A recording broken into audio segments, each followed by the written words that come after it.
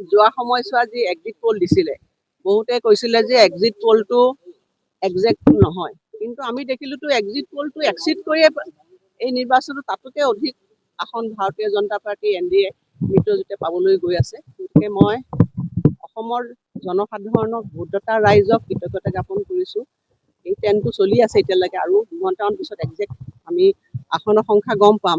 গোলাঘাট জিলাখনত আমাৰ NDA সমৰ্থিত সকলো প্ৰাৰ্থীয়ে যথেষ্টখিনি ব্যৱধানত তেওঁলোকে আগবাঢ়ি আছে।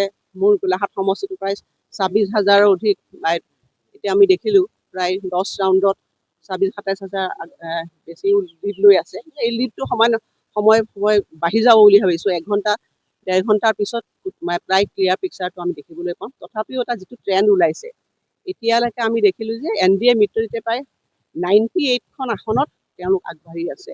আমাৰ ভাৰতীয় জনতা পাৰ্টি 8খন আমি দেখিছোঁ এতিয়ালৈকে, টিভি পৰ্দাতহে মই চাইছোঁ।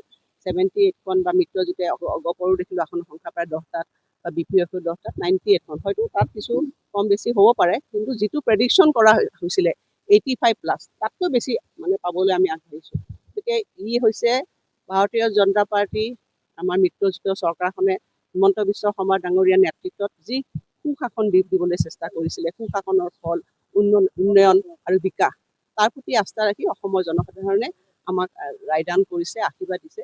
গতিকে মই সঁচাকৈ অতি আচলতে আনন্দিত হৈছোঁ আৰু গৌৰৱান্বিত হৈছোঁ যে যোৱা সময়ছোৱা আমি যেনেধৰণে অসমৰ মুখ্যমন্ত্ৰী ডাঙৰীয়াই অসমখনক বিকাশৰ দিশেৰে আগুৱাই লৈ যাবৰ কাৰণে এক প্ৰচেষ্টা গ্ৰহণ কৰিছিল, আমি সকলোৱে তাত ভাগীদাৰী হৈ পেলাই আগবঢ়াই দিছিলোঁ। আৰু মই আপোনালোকে দেখিছে যে আপোনালোকৰ সন্মুখতে মই যেতিয়া নিৰ্বাচন প্ৰচাৰ চলাবলৈ গৈছিলোঁ, মই কৈছিলোঁ যে 5-0 বুলি আপোনালোকক কৈছিলোঁ, মনত আছে। প্ৰত্যেকটো নিৰ্বাচনী সভাতে মই কৈছিলোঁ যে গোলাঘাট জিলাখনত NDA সমৰ্থিত প্ৰাৰ্থীসকলে বিপুল ভোটত বিজয়ী হ'ব। সেইকাৰণে ভাল লাগিছে যে যিখিনি আমি কথাখিনি কৈছিলোঁ, ইয়ে বুজাইছে যে বিকাশৰ দিশত আজি আচলতে অসমৰ ৰাইজে এই চৰকাৰখনক আশীৰ্বাদ দিছে। আৰু আমি সেইকাৰণে আগন্তুক সময়ছোৱা ৰাইজে যেনেধৰণে আমাক আশীৰ্বাদ দিছে, সেই আশীৰ্বাদ ফিৰত লৈ আমি অসমৰ মানুহৰ উন্নয়নৰ কাৰণে বা গোলাঘাট জিলাখনৰ উন্নয়নৰ কাৰণে আমি যেনেধৰণে আমি নিৰ্বাচনৰ আগত প্ৰতিশ্ৰুতি দিছিলোঁ, আমি তেনেধৰণে ময়ো কৈছোঁ যে 24/7 যিমানখিনি কৰিব পাৰোঁ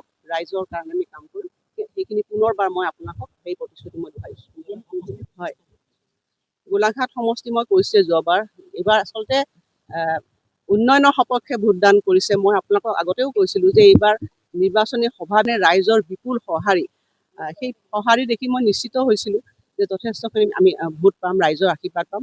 আৰু অকল আপোনালোকে দেখিলে যে গোলাঘাট সমষ্টিটো নহয়, বা গোলাঘাট জিলাখনে বা অসমৰ বিভিন্ন সমষ্টিবিলাক যিবিলাক চৰ্চাত আছিল, এতিয়া ওচৰৰে আমাৰ যোৰহাট সমষ্টিটো, আজি এই অলপ সময় আগলৈকে মই চাইছোঁ যে যোৰহাট সমষ্টিটোত প্ৰায় 9,000 ভোটত আজি গৌৰৱ গগৈ ডাঙৰীয়া ট্ৰেইনিং হৈছে, লুৰিণজ্যোতি গগৈ ডাঙৰীয়াও প্ৰায় 3-4 হাজাৰ ভোটত ট্ৰেইনিং হৈছে।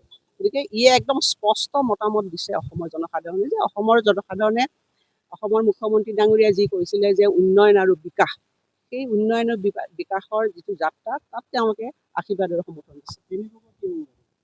মুখ্যমন্ত্ৰী ডাঙৰীয়াটো কৈয়ে আছে, আপোনাৰ ফলাফল আপোনালোকে দেখিছে, 9,500 এতিয়ালৈকে ট্ৰেইনিং 3rd ৰাউণ্ড 4th ৰাউণ্ডত হৈছে। তাৰপিছতো এই ফলটো আৰু বাঢ়ি যাব। মুখ্যমন্ত্ৰী ডাঙৰীয়াই যিখিনি কথা কৈছিলে সেইখিনি কথাটো কলিয়াইছে